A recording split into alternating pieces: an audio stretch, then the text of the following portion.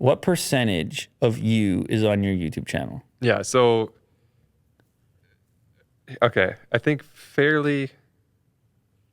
You meaning the Yeah. all-encompassing, the person that nobody, the person that few people really know, I guess. The person, well, actually interpret it however you want. I put a decent chunk. Maybe that just makes it seem like I don't have that many facets. But I would say, maybe 25%. 20, 25. I know it seems like a lot because I feel like I'm just sort of like big pieces of a pie. I don't feel like I have as many slices as a lot of people do. Like, and I even try to integrate. So let's say it was 20%, but of that 20%, 95% of that is like super authentic of me in there.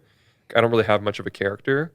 And even, like the more recent like set that I started doing and stuff like that, it's always just trying to really put myself, like I try to put more of myself into it and less of what I think would be necessarily good for YouTube. So my current set now is like, these are like actual tools that I've been using for a really long time. The table's like my actual table that I got from a friend of mine. And like, it's a lot of like me, and more recent videos I've been trying to do more of myself, but there's things that I don't put on YouTube. Like I said, I don't really do much with music because I like to keep that as like a relaxing thing. So I don't want to make it work, And I used to not really do much with computers, but lately I've been doing a little bit more computer stuff on there. So people might watch my videos and not realize like, oh, he's like a major computer nerd, or like he plays piano a lot or something. But I also feel though that they could watch my videos and go, this guy's got to be a computer nerd, just based on the way I don't really filter myself a lot, if that makes sense. So whatever quirks and that kind of thing, they go in there, and I still do try to put in some humor and some mistakes, and so I think it's an authentic portion. It's just that I omit things that I think are relevant. But I think I feel like more people have more aspects to them than I feel like I do. And that's not like cry for me. I just feel like I feel like I focus on fewer things more intensely, if that makes sense. That's fair. Now, what if we were to take, let's imagine a relationship in your life with a friend or family member, something like this. I presume that they would feel that they know you better than an person in the audience on the YouTube channel knows you. Yeah.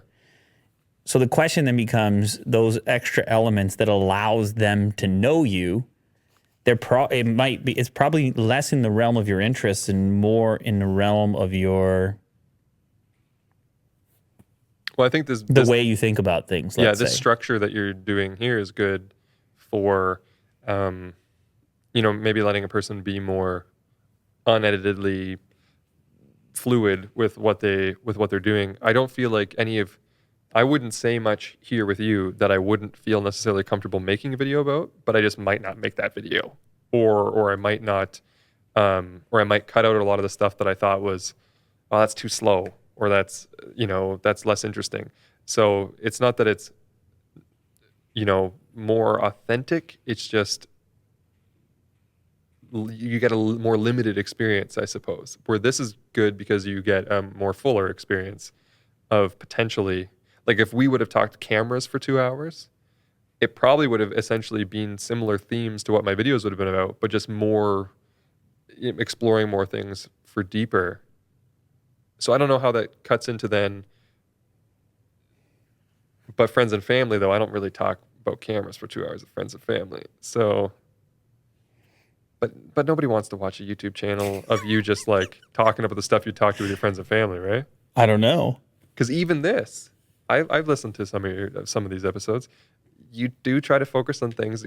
It's like you try to steer it a little bit to like, what are other people at least going to want to hear about? In your day video, you were like, we're stepping away from the Apple thing. I'm sure there's people at home that are thinking, get Dave to talk more about Apple, which means it's in your head. You can't erase the fact that there's an audience, because really we could just be sitting here going, like I could have been asking you questions like, what games do you play? And then we could be like, rambling on for way too long about like, oh, you remember when that guy did that thing and the other thing? You're like, yeah, I know, right? And we're like high-fiving or whatever. And it's like, do people want to see that? I don't know. Maybe they do. But that's what you do with your friends and family, right?